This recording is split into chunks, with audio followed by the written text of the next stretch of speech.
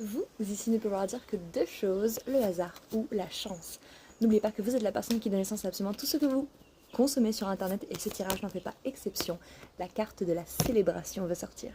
Donc, même conseil que j'ai donné pour la super lune en bélier, c'est important de célébrer. Pourquoi? Parce qu'on peut vivre toute notre vie en essayant d'aller plus vite que nécessaire et on se rend compte que c'est pas très nourrissant émotionnellement, spirituellement, ou en tout cas le plus important, tout ce que les humains cherchent à vivre, à ressentir, c'est de se sentir plus ou moins bien et d'éviter aussi la douleur, d'éviter d'avoir peur, mal. Par contre, quand on embrasse le pouvoir de la célébration à tout niveau, c'est-à-dire que là en bas du deck nous avons le crâne, même la fin des choses, la fin de certains cycles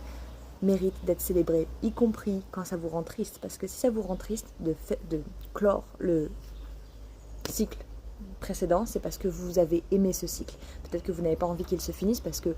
ça vous a fait ressentir de merveilleuses choses de vivre cette expérience. Mais comme absolument toute chose en ce monde, 1-1-1 sur le timer, tout finit par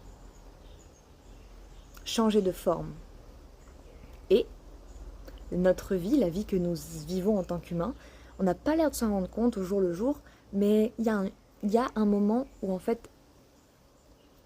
vous le savez, il ne faut pas attendre le dernier moment pour pouvoir célébrer ce qu'il y a en face de vous. Et c'est exactement ce que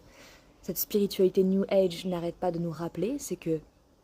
en fait, c'est pas vraiment New Age de prendre le temps d'observer le présent et d'être reconnaissant pour ça. C'est juste quelque chose que nos ancêtres faisaient avant même que la logique soit mise en avant et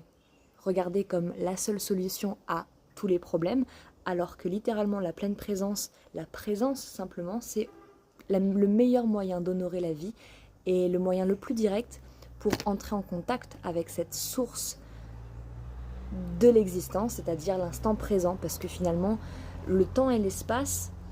la seule manière dont nous on le perçoit en tant qu'humain, c'est vraiment à travers nos cinq sens et tout de suite. Et là, effectivement, je me rends compte que en parlant, en partageant ces mots-là, eh bien, je vois que les arbres bougent, que le vent influence justement aussi mon épiderme, parce que je sens le vent sur ma peau, et ça fait encore une fois partie de ces cinq sens, ce que nous percevons, nous entendons, ce que nous ressentons. Et ce sont ces choses-là qui nous font retourner à notre corps, qui nous font nous dire « Attends, mais la vie est riche, la vie est forte en abondance, et c'est ce que je vous invite à faire aujourd'hui et tous les autres jours auxquels vous aurez l'occasion d'y penser, célébrons !»